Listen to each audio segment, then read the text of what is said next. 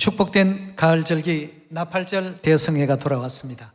오늘 여러분과 더불어서 함께 살펴보실 우리 하나님의 말씀의 제목은 기도의 생애와 회개라는 주제를 가지고 여러분과 함께 하나님 말씀 살펴보도록 하겠습니다. 오늘은 나팔절 절기입니다.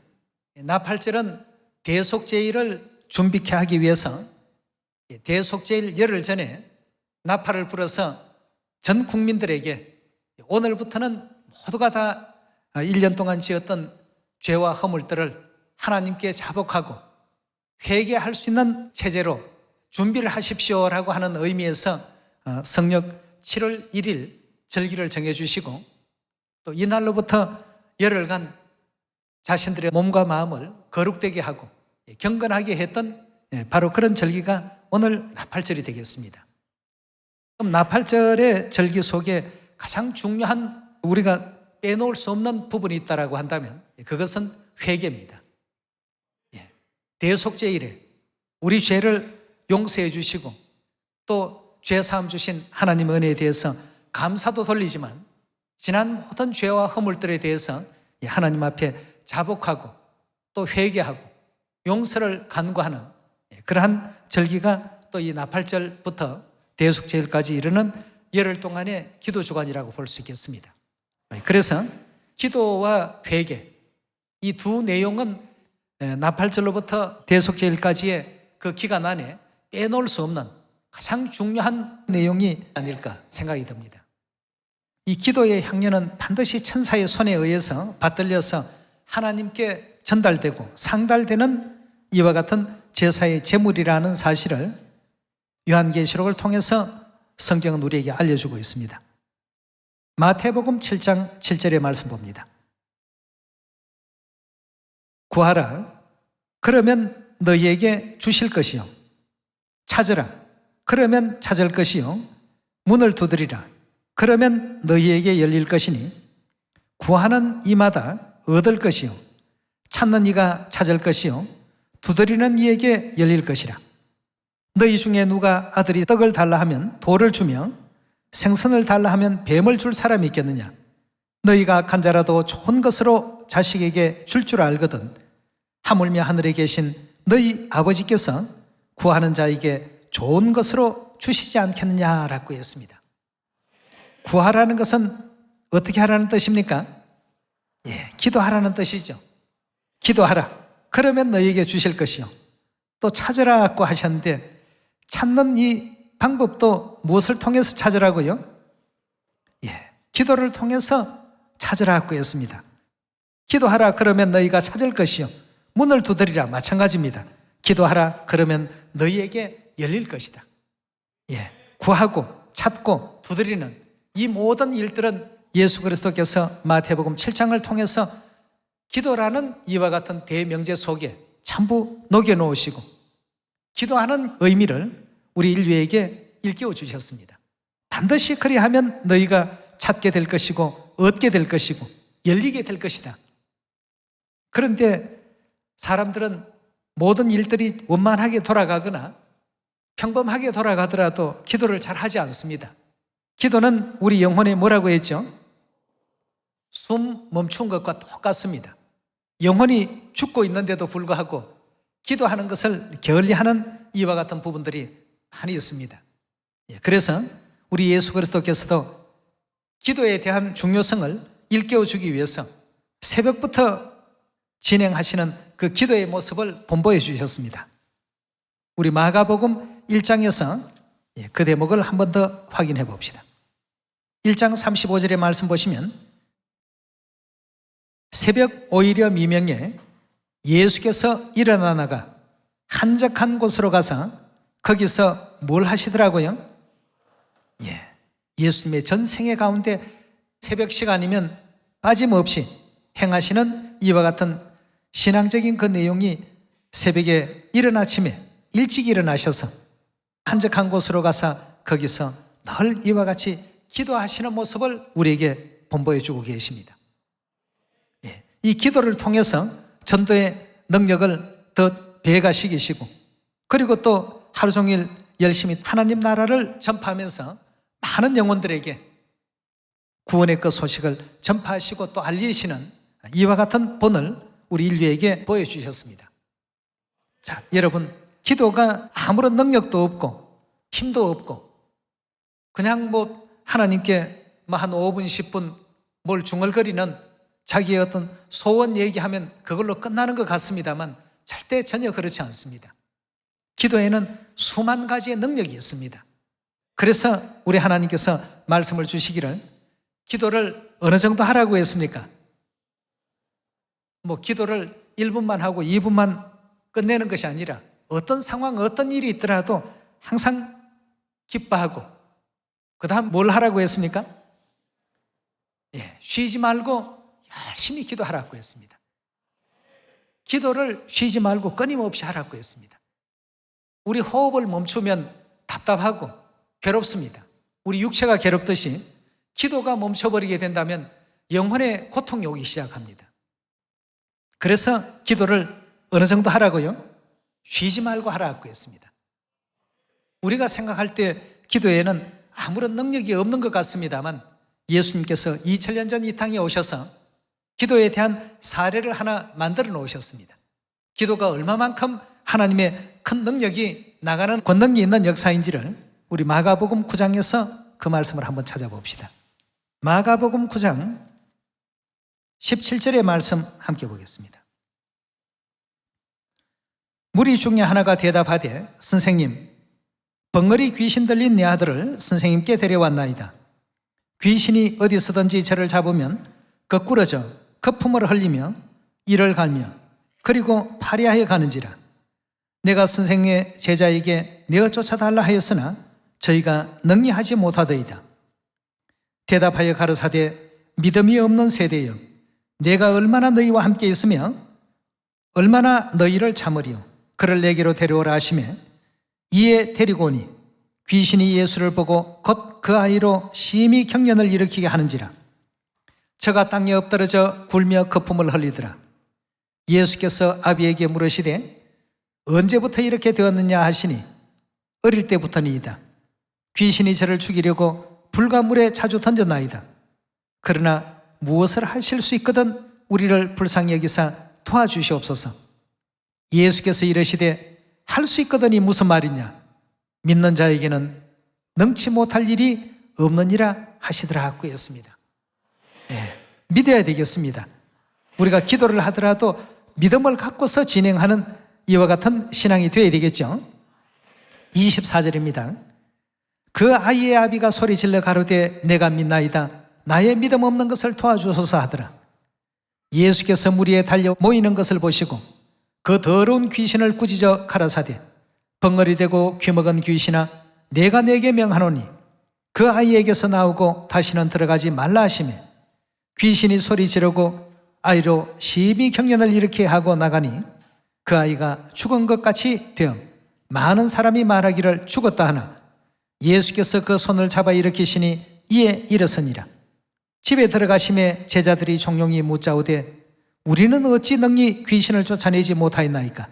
이르시되 기도 외에 다른 것으로는 이런 유가 나갈 수 없느니라 하시니라 하고 했습니다. 이런 모든 능력도 권능도 권세도 기도가 없는 가운데서는 일어나지 않는다라고 분명히 알려주셨습니다. 물론 제자들도 그 당시에 기도들을 많이 했겠죠. 예수님께서는 이런 새벽부터 시작해서 인류의 구원을 위해서 계속 기도하시는 이와 같은 삶을 사셨습니다.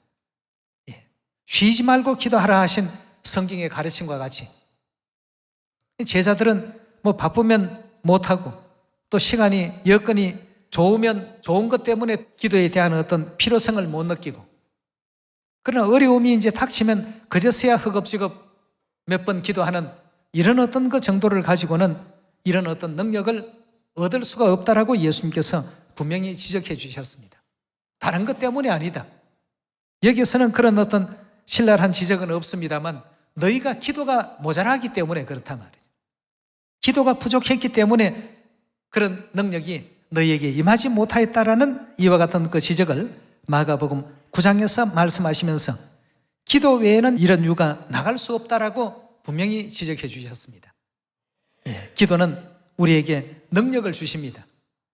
이번 가을 절기를 통해서 그저 기도를 생각 없이 무심히 또 절기 때 늘 일상적으로 하는 거니까 하는 의례적으로 하는 기도가 되지 마시고 정말 여러분들이 소원하시는 것을 제대로 한번 문을 두드려 보시고 제대로 한번 간구해 보시고 제대로 한번 찾아보십시오. 그럼 과연 문이 열리고 길이 찾아지게 될 것이고 또 구하는 것이 이루어지는지 이루어지지 않는지 말이죠.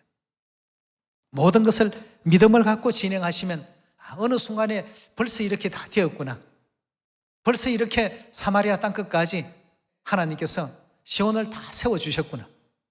곳곳마다 지금 다 여기도 땅끝입니다. 저기도 땅끝입니다. 우리 땅끝까지 완성했습니다. 여러분, 많은 대륙들이 지금 완성 단계에 있습니다. 이럴 때 우리가 더욱더 이 가을 절기를 통해서 정신을 차리고 깨어날 수 있도록 많은 어떤 기도가 좀 필요합니다. 그렇게 해서 아프리카도 완성입니다. 또 유럽도 좀 부진했던 지역들이 다 완성되었습니다 하는 이런 은혜롭고 놀라운 소식이 예루살렘 하늘어머니께 다 답지가 되었으면 좋겠습니다. 기도 없이는 이런 것이 이런 능력이 나갈 수 없다고 했으니까 기도의 힘을 믿어보시기 바랍니다. 제가 드렸던 말씀이 아니고 우리 예수님께서 친히 이 지면을 통해서 이 성경을 통해서 우리 인류에게 기도의 위대함과 기도의 어떤 그 권능을 소개하고 계시지 않습니까? 이 기도는 또 여러 가지 우리에게 있어서 하나님의 그 축복이 담겨 있는데요. 기도를 열심히 하면 시험에 빠지지 않습니다. 기도는 능력을 부르는 힘이 있고 시험에 빠지지 않게 하는 힘이 있고 부족한 지혜를 더욱더 충족시켜 주는 지혜를 얻는 이와 같은 권능이 또 축복이 그 속에 있습니다. 마태복음 26장 한번 보도록 합시다. 40절의 말씀 봅니다. 제자들에게 오사 자는 것을 보시고 베드로에게 말씀하시되 너희가 나와 함께 한시 동안도 이렇게 깨어 있을 수 없더냐? 시험에 들지 않게 어떻게 하고 있으라고요? 깨어 있어 기도하라고 했습니다. 자, 시험에 빠지지 않도록끔 하기 위한 장치로서도 하나님께서 기도라는 이 중요한 도구를, 영적 이 기구를 우리에게 또 허락해 주셨습니다. 야고보서 1장 넘어가 보겠습니다. 기도는 또 우리에게 많은 무한한 그 지혜의 장을 또 열어주시기도 합니다. 야고보서 1장 5절의 가르침을 함께 보겠습니다.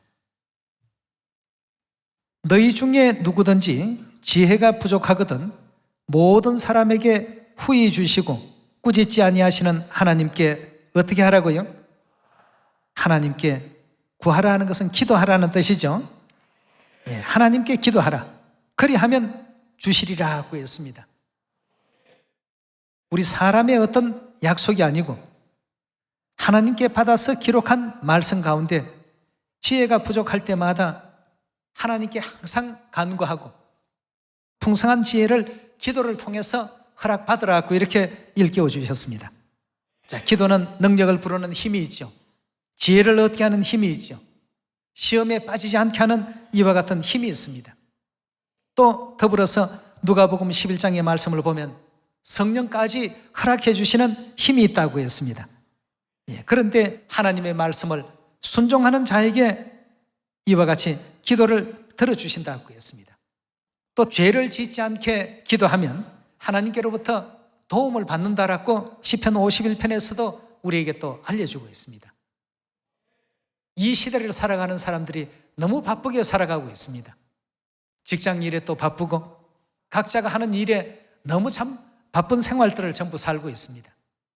스스로를 되돌아보고 자기 성찰의 시간을 가질 만한 여유가 없습니다.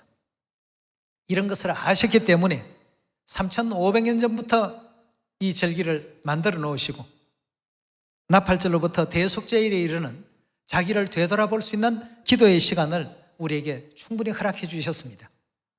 이제까지 숨도 쉬지 못하고 깔딱깔딱 살았던 영혼이 있다면 이제 마음 놓고 그 편한 호흡으로 이제 호흡을 바꿔야 되겠습니다. 편하게 이렇게 숨 쉴 수 있는 호흡으로 호흡법을 재조정하시고 하나님께 이 기도를 통해서 많은 것을 또 체험하시고 경험할 수 있는 우리 모두가 되어야 되겠습니다. 기도의 능력은 이만큼 많이 하나님께서 성경을 통해서 알려주고 계십니다만, 그 중에 이번 절기를 통해서 우리가 진행해야 될 기도의 그 내용이 있다면 바로 회개의 역사가 되겠는데요, 이 회개에 대해서도 몇 말씀만 찾아봅시다. 기도 중에서도 회개를 하는 기도를 올리라고 했습니다. 시편 51편 17절의 말씀 함께 보겠습니다. 51편 17절입니다. 하나님의 구하시는 제사는 상한 심령이라. 하나님이여 상하고 통회하는 마음을 주께서 어떻게 했다고요? 멸시치 아니하시리다 고 했습니다. 상하고 통회하는 마음, 한마디로 정리하면 회개입니다. 그 회개하는 이와 같은 제사는 하나님께서 결코 멸시하지 않는다고 했습니다. 시편 7편 11절의 말씀 같이 보시겠습니다. 7편 11절입니다. 하나님은 의로우신 재판장이시며 매일 분노하시는 하나님이시로다. 사람이 회개치 아니하면 저가 그 칼을 가르시며 그 활을 이미 당기어 예비하셨도다. 사람이 회개치 않으면 하나님께서 칼을 갈고 계신다고 했습니다. 왜 칼을 갈시죠? 회개치 않는 사람을 멸하기 위해서입니다. 또 하나님께서 가지고 계신 그 활을 이미 당겨 놓으셨다고 했습니다. 회개치 아니하면 바로 그 활이 날아갈 수 있도록 그 말이죠. 이만큼 하나님께서는 회개치 않는 사람들을 바라보시면서 매일 분노하신다고 했습니다. 매일 분노하시는 하나님이시라. 사람이 회개치 않으면 저가 그 칼을 가르시며 그 활을 이미 당기어 예비하셨도다. 13절입니다.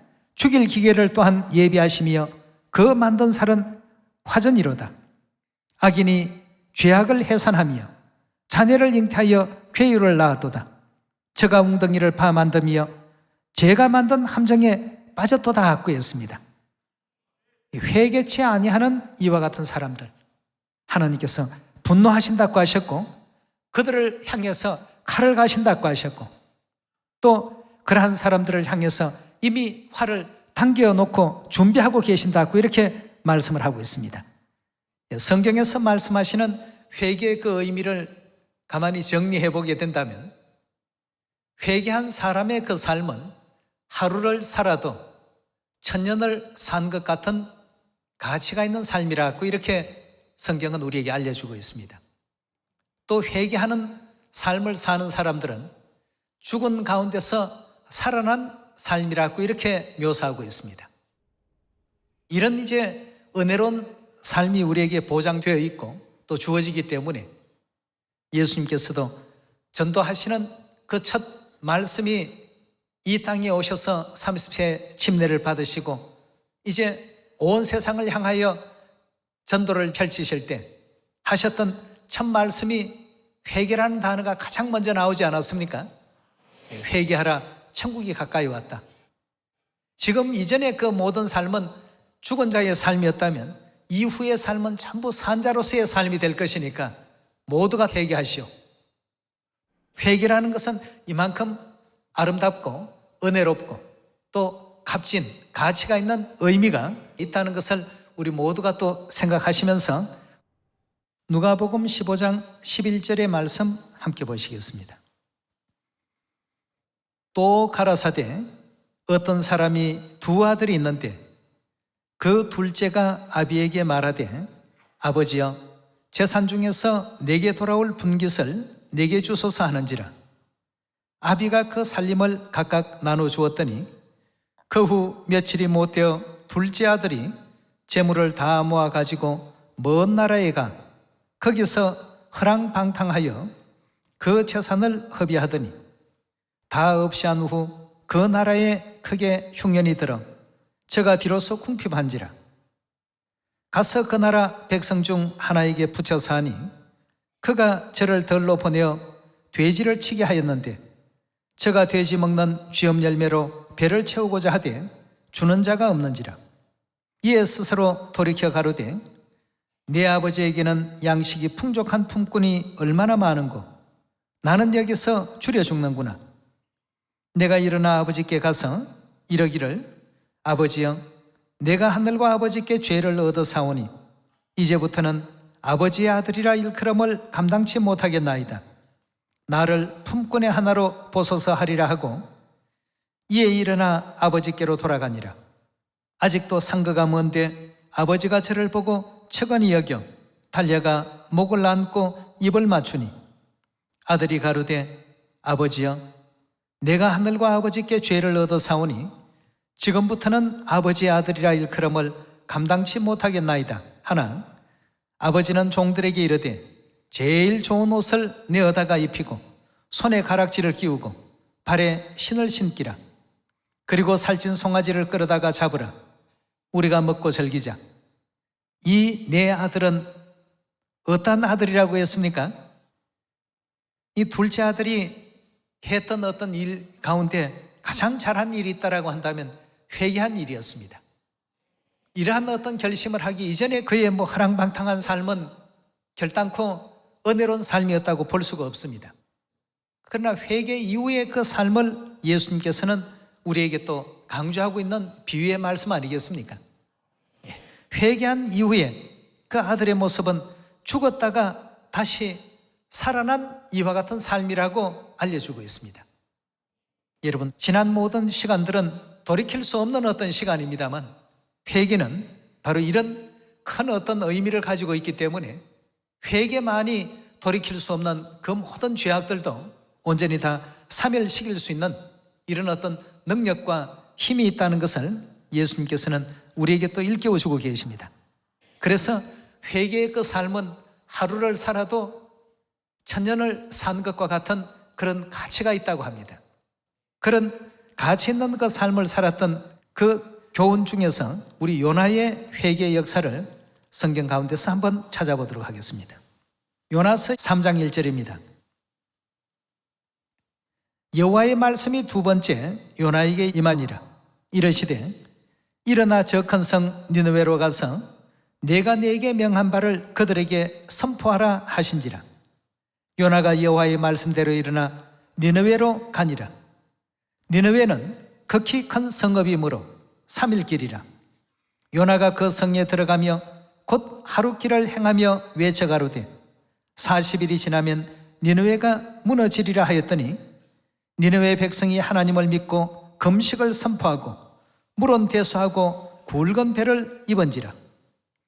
그 소문이 니느웨 왕에게 들림에 왕이 보좌에서 일어나 조복을 벗고 굵은 배를 입고 제에 앉으니라. 왕이 그 대신으로 더불어 조서를 내려 니느웨에 선포하여 가로되 사람이나 짐승이나 소떼나 양떼나 아무것도 입에 대지 말지니 곧 먹지도 말 것이요 물도 마시지 말 것이며 사람이든 짐승이든 다 굵은 배를 입을 것이요 힘써 여호와께 부르짖을 것이며 각기 악한 길과 손으로 행한 강포에서 떠날 것이라. 하나님이 혹시 뜻을 돌이키시고 그 진노를 거치사 우리로 멸망치 않게 하시리라. 그렇지 않을 줄을 누가 알겠느냐 하니라. 하나님이 그들의 행한 것 곧 그 악한 길에서 돌이켜 떠난 것을 감찰하시고 뜻을 돌이키사 그들에게 내리리라 말씀하신 재앙을 내리지 아니하시더라 하고 했습니다.